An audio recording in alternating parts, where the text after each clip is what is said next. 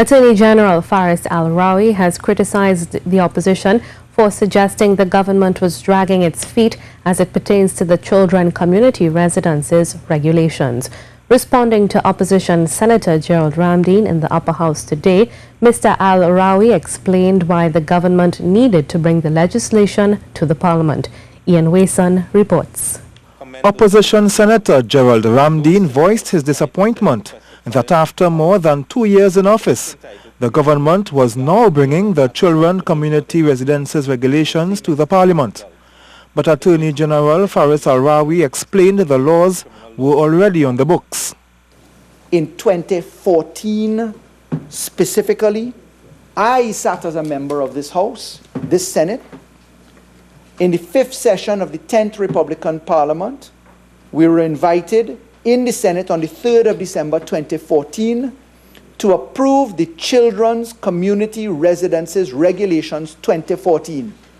He said the existing regulations were in place in January 2015 and explained why the regulations needed amendments. He said it was in order to differentiate homes from rehab centers. And when you cross-pollute, you may find children in need of care being mixed with children who are remanded for serious matters. They are then exposed to a level of criminality, a level of social difficulty that may take them on the wrong path. And that's why this government saw it necessary to separate out children's homes from child rehabilitation centers. He then waded into the opposition for failure to have the necessary provisions in the bill for it to succeed. UNC, when in government, says, right, nice thing, pass child rehabilitation law, proclaim the law. Let's do an interim thing. It doesn't exist in law, but we'll do it anyway, because nobody in their right mind would want to challenge the state while we know they are working the process out. But when the government changes, you know what?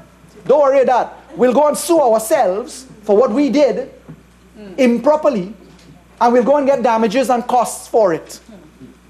The Attorney General added the last government only awarded a contract for judicial complexes in breach of the Central Tenders Board that was eventually cancelled. Wason, CNews.